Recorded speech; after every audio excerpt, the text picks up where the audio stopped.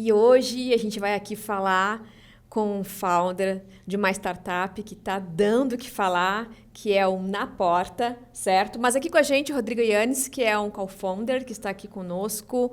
Rodrigo, muito obrigada, viu, pela tua presença aqui. A gente acompanha vocês. Parabéns pela iniciativa, por estar fazendo essa ação do empreendedorismo social, o que acaba impactando muitos negócios e fomentando, claro, auxiliando aí nessa alavanca da sociedade. Rodrigo, seja bem-vindo. Obrigado, Michele. Obrigado pelo convite. É um prazer estar aqui com você, aqui no Falando de Ideias, cenário tão legal, tão bonito. A gente está super empolgado com esse momento da Na Porta e feliz de poder compartilhar com o teu público o que a gente tem feito e o que a gente pretende fazer. Legal, muito obrigada. E até, gente, não foi certo, não foi combinado. Eu coloquei aqui a roupa, estou esperando eles e coincidentemente com a cor. Acertou até o tom. Acertei até o tom, realmente, da blusa aqui para estar junto. Já vestiu a camisa do time. Já vesti a camisa. Isso aqui é sintonia, viu? Sintonia. Quer dizer, vou divulgar em todas as redes da Na Porta. Perfeito. Mas, Rodrigo, fala pra gente como é que surgiu, a gente quer saber, esse projeto, enfim, no caso a startup Na Porta, quando começou, por quê, o que inspirou vocês, na verdade, porque, afinal de contas, uma startup nada mais é, claro, vem de um objetivo, um sonho, e vem de uma inspiração, certo? Certo. Como é que surgiu o Na Porta? Michele, o meu sócio, Sanderson, ele sempre morou na região periférica de São Paulo, na zona leste de São Paulo, Itaim Paulista, próximo a Ferraz de Vasconcelos. E ele, graças a Deus, teve um pai que sempre incentivou muito ele a estudar. Então, ele empreendeu, mas também estudou, se formou, foi para a área de desenvolvimento, tecnologia, e ele acabou dando muito certo, só que ele tinha uma veia empreendedora dentro dele e ele acabou mudando a rota dele do mercado corporativo para o mercado de empreender, ou startup e tudo mais. E aí ele começou um e-commerce, como todo mundo, há cerca de 5, 10 anos atrás, e ele deu muito certo. Ele acabou tendo um resultado muito positivo, ele teve muito sucesso. No entanto, nesse e-commerce ele começou a perceber uma coisa. Toda vez que ele vendia para regiões periféricas, que era da onde ele vinha, ou ele não conseguia entregar, ou os moradores daquela região tinham que passar CEPs de parentes e amigos fora daquela região restrita. E ele falou, poxa, tem alguma coisa errada, porque eu vendo muito e-commerce, era do ramo de informática, mas eu não consigo entregar na maior parte do Brasil, na maior parte das regiões periféricas da cidade grande de São Paulo, do Rio de Janeiro, e aquilo ficou uma pulga atrás da orelha. Bom, o negócio dele cresceu, deu certo, e em algum momento ele falou, eu preciso mudar de área. O e-commerce não tem mais para onde eu expandir a minha criatividade, meu potencial, ele é uma pessoa super capaz. E aí ele, então, decidiu chamar algumas pessoas para começar um novo empreendimento. Sim. E aí foi quando ele me convidou, a gente se conheceu numa instituição social, filantrópica, a gente já tinha essa veia, pessoalmente falando, de ajudar pessoas, de se importar com os menos privilegiados. E aí a gente, então, decidiu falar, não, vamos começar um negócio. Inicialmente, a ideia não era a ideia da Na Porta. A gente estava numa outra ideia, que era para ajudar pessoas que tinham e-commerce também nessas regiões periféricas. Mas a gente falou, não adianta elas terem e-commerce se não conseguem entregar, o produto não vai sair dessa região com facilidade para o centro urbano. Exato. E aí foi quando a gente surgiu a ideia da Na Porta, que foi basicamente uma percepção assim, poxa, 30% a 40% dos moradores de São Paulo e do Rio de Janeiro, cidades, não recebem produtos em casa. Então, a gente está falando de milhões de pessoas, né? Bastante gente. Só das capitais metropolitanas. Nossa. Do centro econômico da América Latina. Se tem tanta gente num centro econômico que não recebe, a gente tem uma dor latente. Vamos bater na porta do mercado, das grandes varejistas e vamos validar. A gente, nesse momento, já tinha entrado num programa que chama Founder Institute, com todo aquele programa de mentoria, de aperfeiçoamento da ideia do negócio. E aí a gente, então, conversa com o varejista e valida a ideia. Ele fala, olha, inicialmente a gente teve que convencê-lo de que aquilo era uma dor dele. Por quê? A gente chegou num grande varejista... Interessante isso. A gente chegou num grande varejista e falou assim, olha, você vende naquela região do Rio de Janeiro? Sim. E aí ele falou, olha, a gente vende. Eu falei, mas vocês entregam? Entregamos. Eu falei, não, vocês não entregam, vocês vendem. É que a transportadora que vocês contratam leva até o correio mais próximo e deixa lá. E o morador tem que se deslocar quilômetros e esperar horas no correio para poder receber. Ele falou, imagina, isso não acontece, a gente entrega na cidade toda. E aí a gente comprovou com eles, através de um experimento, de uma compra, que o produto não chegava no local. Ou seja, existia uma distância muito grande entre o varejista e o cliente consumidor dele, e a gente estava falando de milhões de pessoas. E aí, então, a gente, validada aquela ideia, a gente foi construir o nosso produto, a gente foi validar, MVP. a gente foi fazer nosso MVP, e a gente construiu durante praticamente 6 meses. Nesse processo, não estava só eu e o Sanderson, mais 2 sócios chegaram, que foi o Leonardo e a Catrine. A gente inicia todos juntos esse processo, valida, começa a mostrar para o mercado de startups, para os varejistas, olha, a gente vai começar essa operação, vem com a gente. E aí, então, a gente dá início à operação no início desse ano, em janeiro de 2022. Nossa, já? Começou... 6 meses de preparação e depois... Bola para frente, bola em jogo. E como é que está sendo essa receptividade, no caso? Onde é que vocês atuam na porta, com a comunidade? A gente decidiu, nosso sócio é carioca, o Leonardo. Sim. Ele sempre morou no Rio de Janeiro e ele trabalhava numa multinacional em que ele tinha justamente que conseguir fazer uma capilaridade comercial em áreas de comunidades, em áreas restritas. Então, ele conhecia muito aquela região, né, metropolitana do Rio de Janeiro, periférica. E aí a gente começa, então, na Cidade de Deus, em janeiro de 2022, Legal. Com uma operação já em parceria com a iFood naquele momento. Então, a gente começa a fazer um delivery food numa comunidade, numa região em que, naquele momento, eles jamais tinham recebido um produto, um delivery de iFood naquele lugar, naquela região. Pela primeira vez, tinha gente comendo no McDonald's, pedindo em casa ou no restaurante. Que coisa mais disruptiva, não é? Para eles, assim, tô recebendo uma coisa que eu via as pessoas recebendo até pela televisão, mas eu não tinha essa experiência. Como é que era para eles, assim? A gente pegou tantos relatos, Imagino. assim, imagina todo mundo falando de iFood, a coisa para nós, do é normal. centro urbano, a coisa mais comum, e de repente uma pessoa que mora numa comunidade experimentando, desfrutando. A gente fala muito de dignidade, né? E ainda que o ticket daquele alimento dela não seja o mesmo de um restaurante japonês na Vila Olímpia de São Paulo, não importa. O ticket dela, mesmo baixo, ela está disposta a pagar pela entrega, ela precisa, como qualquer um, receber aquele produto em casa ou aquela comida em casa, pela necessidade de ter a comida no lar. E então a gente foi coletando sempre muitos relatos de pessoas assim realmente muito felizes desse processo, dessa experiência.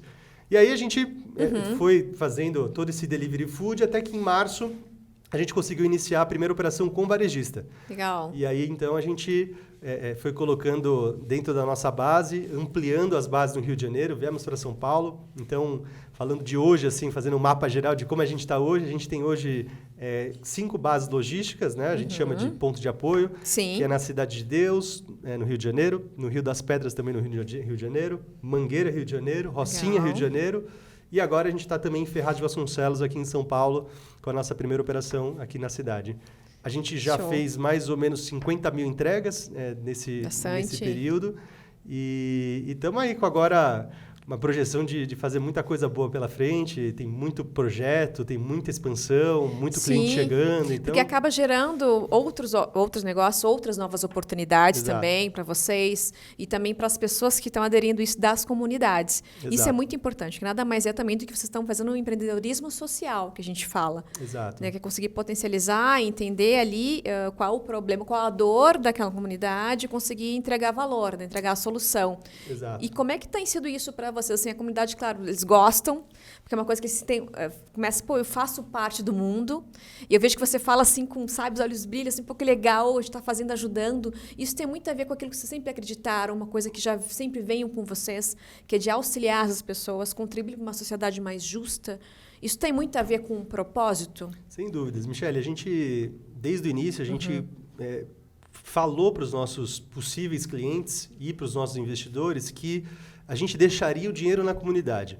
Então, dentro da nossa regra de negócio, do nosso propósito, quando a gente chega numa comunidade, primeiro que a gente faz um hub logístico na beira da comunidade para que um gestor operacional da comunidade se desenvolva naquele processo logístico. Então, por exemplo, hoje o nosso líder operacional da Cidade de Deus chama Wallace.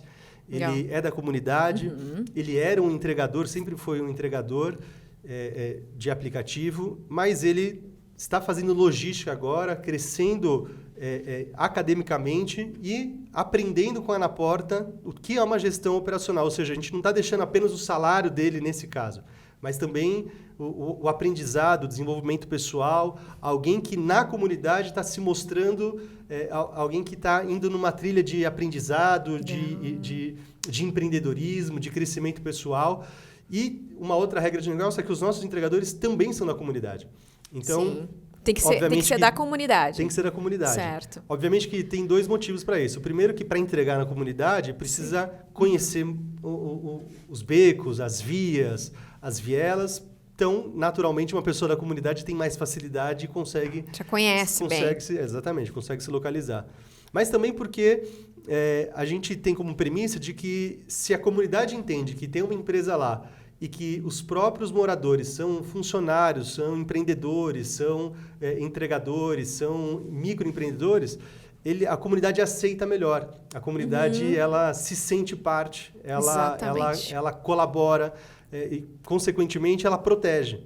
Sempre que a gente faz reunião com um grande varejista, e normalmente pessoas sinceras ali de um alto escalão, diretor, com toda a sinceridade de falar, mas olha, não tem muito risco a gente fazer isso, por ser uma área que supostamente é a área onde ocorre criminalidade, tráfico, tem as milícias. Isso é uma conversa aberta. É uma conversa aberta. E a gente fala, olha, risco tem, mas a gente já fez 50 mil entregas e não teve nenhum sinistro até agora, exatamente porque a comunidade se sente parte. Ela sabe que ali não é uma empresa com o único objetivo de alcançar o lucro, de extrair da comunidade o dinheiro ou o trabalho, a mão de obra de forma exploratória e ir embora. Não, pelo contrário. É muito claro para a comunidade, para todos os moradores da região, que a gente está lá para colaborar, que a gente está lá para empreender junto com eles, para crescer junto com eles, para desenvolver junto com eles.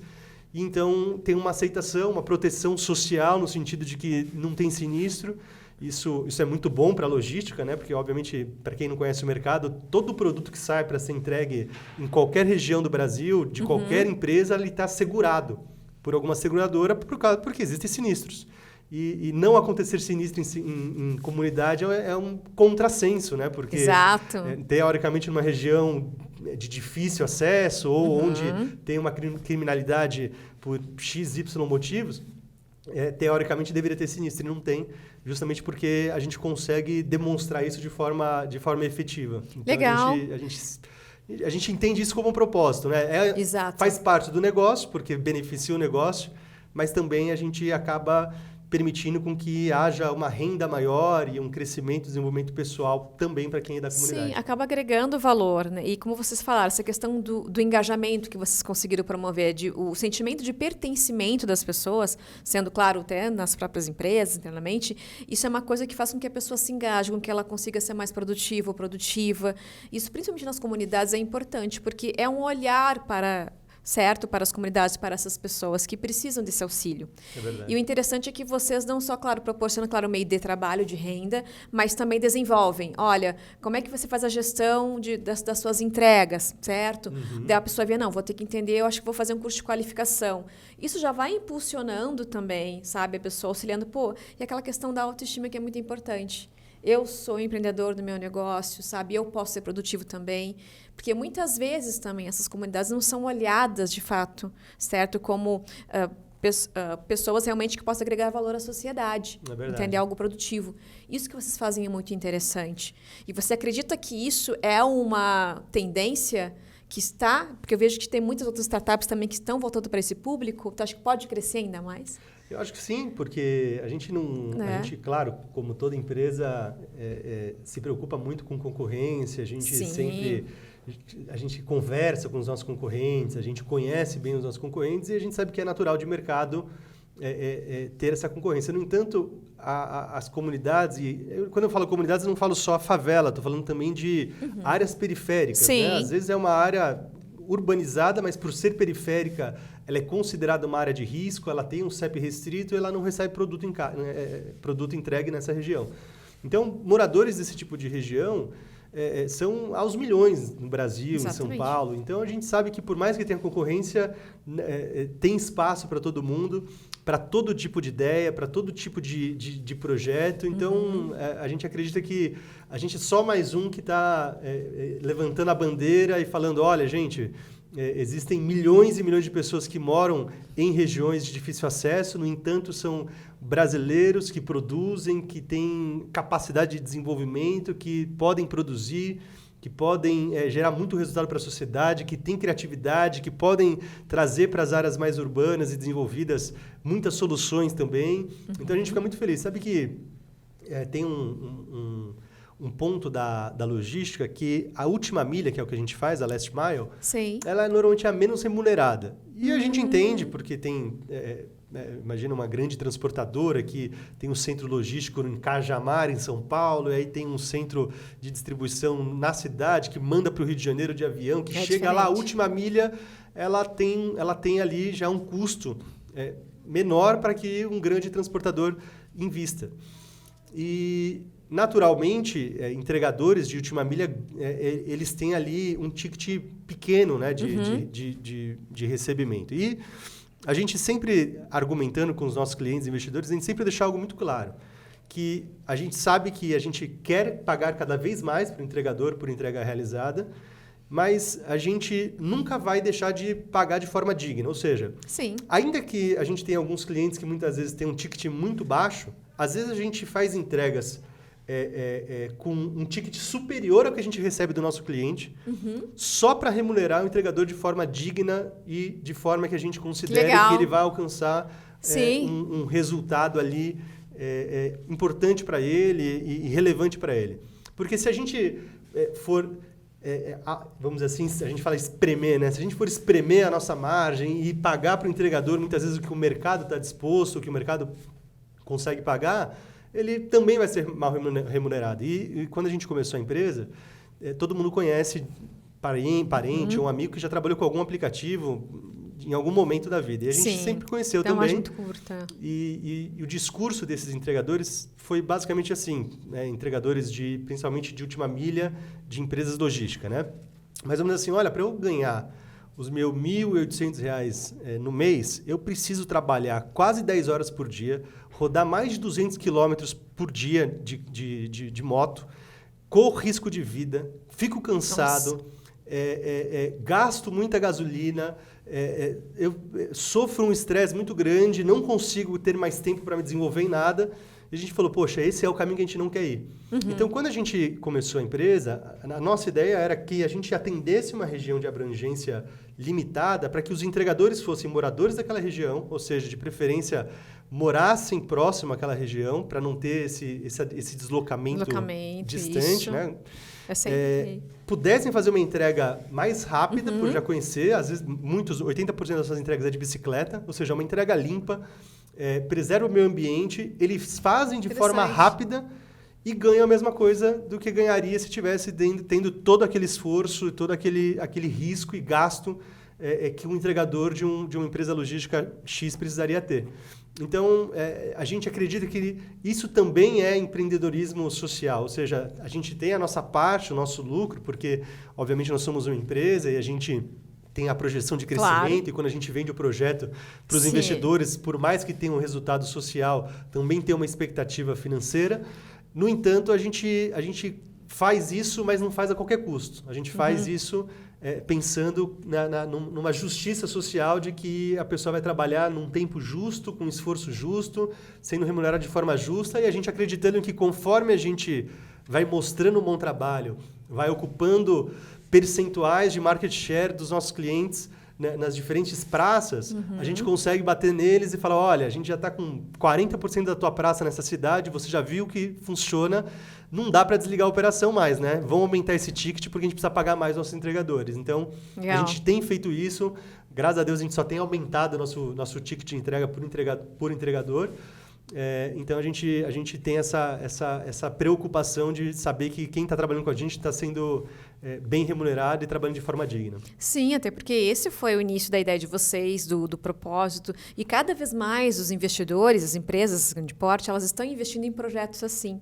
né? Por isso que muitas têm, inclusive setores na área corporativa, tem departamentos que é de intraempreendedorismo, onde alguns colaboradores criam, inclusive, projetos, né? E têm um olhar de pesquisa para possíveis investimentos em startups que pensam nessa questão do empreender social. E nessa caminhada que vocês estão tendo, quais são as principais dificuldades que vocês percebem, assim? Porque isso é legal quando tem uns investidores que têm esse mesmo olhar. Claro, tem que ter fit com isso. Certo? Tem que ter fit, senão não adianta. É ver, claro, é um produto, um projeto que eu consigo ter escala, mas também é o que eu acredito. E qual a maior dificuldade que vocês sentiram até o momento em relação para implantar isso, para conseguir fazer acontecer? A gente sabe que todo negócio ele depende de pessoas. Sim. E a gente decidiu investir em pessoas que elas não estão prontas, vamos dizer assim. Sim. Então a gente treinar pessoas. É difícil você, é um desafio você conseguir conscientizar um empreendedor numa comunidade de que todo o resultado vem ao longo do tempo, a médio e longo prazo. A tecnologia é importante, ou seja, a tecnologia ela precisa ser aprendida. E quando ela é aprendida, a tecnologia ela tem as suas falhas, então tem um esforço para que faça conciliação de relatórios, de aplicativos que são integrados.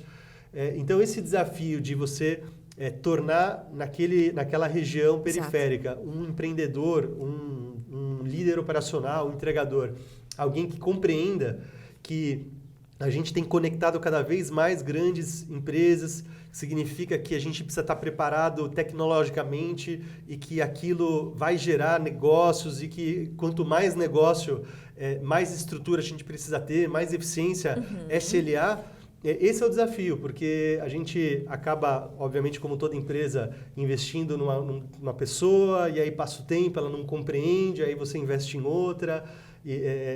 Investe no sentido de desenvolvê-la, de potencializá-la. Então, a gente percebe que esse é o principal desafio, mas é um bom desafio, né? É um problema bom de se resolver, porque faz parte. A gente está aqui para desenvolver o nosso país. A gente sabe que se, de alguma forma geral, todo mundo tivesse essa oportunidade, cada vez mais famílias e pessoas vão ter oportunidades que não teriam se não fosse empresas como a Na Porta. Sim, tipo, fazer diferença. Exato. Exatamente fazer a diferença. É uma coisa que move vocês, é uma coisa que move o Rodrigo aqui.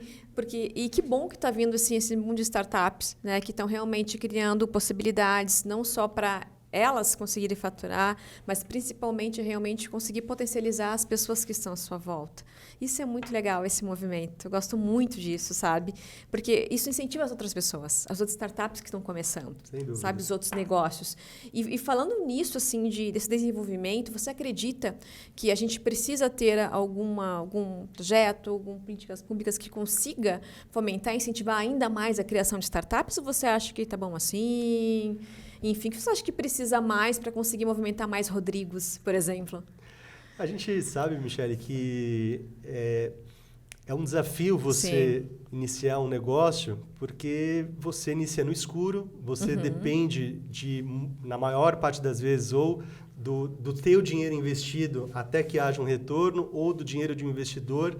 Isso significa assumir riscos no sentido de nenhum empreendedor de startup começa uma startup com um salário que ele teria no mercado de trabalho. Ele tem que se sujeitar a ganhar menos, lógico, acreditar no negócio, faz parte. Então, eu acredito que quanto mais empresas como a Na Porta mostrarem que é possível unir o impacto social com a rentabilidade, escalabilidade, mais pessoas que têm boas ideias, que a gente sabe que tem, vão ter coragem de ousar. Exatamente. Ousar é a palavra. Ousadia. Empreender é ousadia. Ter coragem de dar o passo e falar, olha, se aquela empresa está trabalhando com um mercado de impacto social, que aparentemente é difícil dar dinheiro, ter retorno, e eles conseguiram, acreditaram, receberam investidores, os grandes varejistas e grandes players do mercado acreditaram no projeto e no negócio, então vão acreditar no meu também, não importa qual seja. Então, a gente acredita que a gente faz parte desse encorajamento. Você perguntou de políticas públicas, né? Sem dúvida, a política pública tem um papel fundamental no impacto social, na justiça social. No entanto, eu estou muito convencido, depois de tantos anos, não só com a Anaporta, mas de alguma forma, pessoalmente, estando dentro das comunidades, ajudando. Entendendo. Eu acho que o poder público não tem como fazer sozinho. É impossível. Impossível. Ele precisa, preciso o poder público, mas também é necessário o privado no sentido do dinheiro privado, dos grandes investidores, dos donos do dinheiro, vamos dizer assim, e também de empresas como a nossa ou como ONGs que têm projetos com resultados, com KPIs que possam ser mensurados, que tenham um desenvolvimento, uma construção. Então, eu acho que a força do dinheiro, a força pública e a força de empreendedores e ONGs, né? Porque tem muitas ONGs, como a gente tem uma parceria com a Gerando Falcões. Legal. Que é uma das ONGs bem conhecidas nesse mercado, né? Sim. Do terceiro setor. E a gente está junto com eles lá em Ferraz de Vasconcelos, inclusive. Até uma boa notícia, já vou te dar aqui. Mais um spoiler, gente. Spoiler. Spoiler para falar. A gente está com eles lá desde agosto, em legal. Ferraz de Vasconcelos. A gente começou nossa base logística lá com a Gerando Falcões. E tinha um projeto que a gente iniciou lá, que é um projeto em parceria com a Google, com a Anaporta, com a Gerando Falcões, que era de criar CEPs virtuais ou CEPs digitais para moradores de comunidade que hoje não tem nem rua. Não tem nem rua. Então, a gente, através de uma tecnologia, a gente mapeou toda uma comunidade da Favela dos Sonhos.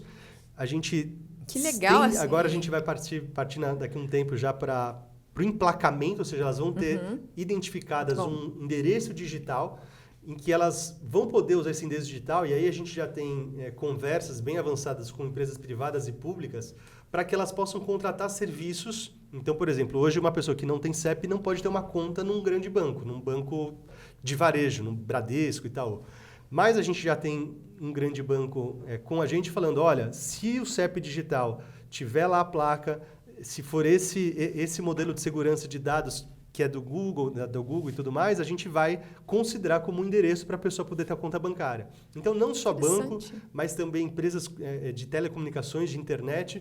Já conversamos com secretarias públicas que vão fornecer serviços por causa do CEP, ou seja, a gente está colocando literalmente aquelas pessoas no mundo. Olha, agora vocês têm um lugar... ainda que não seja um CEP reconhecido publicamente, né, pelo poder público, mas um CEP que digitalmente ele vai estar protegido, ele é seguro, ele é comprovadamente, tem toda aquela parte de tecnologia, né, é único, é como se fosse a tua digital, ninguém mais tem no mundo todo, e você vai poder ter acesso a produtos que você não tinha, a serviços que você não tinha antes, e inclusive unindo com a Anaporta, com o serviço logístico, o que isso vai possibilitar? Quando algum varejista for entregar nessa favela, por exemplo, ou em todas que a gente for fazer o CEP virtual, a gente vai receber o produto e o nosso aplicativo, uma vez que a gente tem o CEP virtual, o CEP digital, a gente vai conseguir roteirizar para que o entregador consiga chegar na porta daquela pessoa, naquela latitude, naquela longitude, por causa daquela identificação. Ou seja, até para entregar produtos não vai ser mais assim, olha... Por causa do entregador que mora lá, a gente conseguiu entregar. Não, qualquer pessoa vai poder usar e roteirizar, vai poder entregar lá. Porque eu vi uma matéria esses tempos que realmente tinha muitas pessoas que elas não têm endereço até, assim, por conta realmente de algumas ruas que não são mapeadas, que não são endereçadas, e pediam para o vizinho ou a vizinha receber a encomenda. Exato. E era uma frustração para essas pessoas, que realmente, eu não tenho CEP, eu não tenho endereço, eu não consigo abrir uma conta no banco, numa loja, eu não estou no mundo. E, na verdade, estão auxiliando essa pessoa a ter, digamos assim, uma identidade. Você tem ideia disso? É isso, é uma identidade. A gente conversa ali com pessoas da comunidade e elas literalmente falam isso, poxa, a gente está se sentindo parte do mundo, a gente está vendo a possibilidade de a gente entrar num Natal e poder comprar, saber que a gente vai receber, poder acessar um serviço. Então, a gente fica muito feliz e, obviamente, que por mais otimistas que a gente seja com o mundo, com o país, fatalmente... As áreas periféricas elas vão continuar crescendo. de 2018 para 2022, no último levantamento do Data Favela, aumentou de 14 milhões para 17 milhões o número de moradores de comunidades. E pela velocidade de crescimento, com as pessoas se deslocando para os centros urbanos, cada vez mais elas chegam em regiões, se ocupam áreas periféricas, fazem ali as suas casas em terrenos periféricos, constroem novas favelas. Pela velocidade que está acontecendo, até a própria ONU projeta bilhões de pessoas morando em regiões assim até 2030. Ou seja, por mais que o mundo se desenvolva, como eu falei, o mundo pode até se desenvolver economicamente, mas a parte de urbanização, com emprego, com educação, que faria uma urbanização, que faria com que tudo fosse construído de forma estruturada, isso não vai acompanhar. Então, provavelmente, cada vez mais pessoas vão continuar morando em regiões. Tem gente que sai, tem gente que chega, tem regiões periféricas que começam, se desenvolvem, se urbanizam. Sim. Então, não vai parar. Então, a gente sabe que a gente precisa estar à frente disso. Ou seja, ainda que o mundo não resolva esse problema, a gente pode, de alguma forma, colaborar para que, quando essas regiões periféricas surgirem, elas surjam, mas surjam com capacidade de serem reconhecidas, digitalmente integradas, logisticamente integradas, e as pessoas, por mais que seja difícil a situação delas, com o mínimo de dignidade, de conveniência e de acesso às oportunidades que o mundo do asfalto oferece e o mundo digital também. E o legal é isso, porque realmente é o olhar para quem está ali do seu lado. Certo? Vou potencializar. Não adianta querer fazer uma ação do outro lado do mundo se quem está do meu lado, aquela comunidade está precisando de ajuda, precisando daquele apoio. Exato. É como você falou, está trazendo a questão do digital que oferece essa possibilidade, mas unir realmente o digital que faz essa união com o asfalto, que é a pessoa que fala. E eu queria ver contigo, assim, o que você sugere e tal? Qual a sua dica? Agora a gente está indo já para a parte final. Então, a gente passa Falei muito, Michele? Não! Nossa, conteúdo muito rico, porque é isso, assim, é uma coisa que quando você fala, sabe, empolga as pessoas, está aqui falando com aquela energia e tal, eu disse, nossa, que legal esse propósito deles. Porque a gente vê brilho, sabe, nos seus olhos. Isso quer dizer o quê? Que a gente faz, que vocês fazem com propósito. E isso inspira as pessoas, com certeza, que vão nos assistir. Porque vocês estão criando negócio, estão falando que é um investimento. Porque ousar não é uma coisa fácil. Porque nem todo mundo, Rodrigo, quer pagar o ônus de empreender. Certo? Verdade. Quer realmente ter o resultado ali, o seu negócio na pista, ou no asfalto, ou na comunidade. Mas não, é horas sem dormir, é investimento, sabe? Em vocês mesmos. E eu gostaria que você dissesse aqui pra gente qual a dica que você dá para aquela pessoa que está ali assistindo e escutando e vendo assim, poxa, como que eu posso fazer para conseguir contribuir, sabe, para uma sociedade melhor, criar uma startup? Qual a primeira coisa que tu vai dizer para essa pessoa? Olha, eu diria que, primeiro, ninguém faz nada sozinho. Eu tive o privilégio e a sorte de conseguir ter 3 sócios, eu e mais 3, eu, o Leonardo, a Catrine e o Sanderson, que nós somos pessoas completamente diferentes, mas totalmente complementares, movidos por um único sentimento.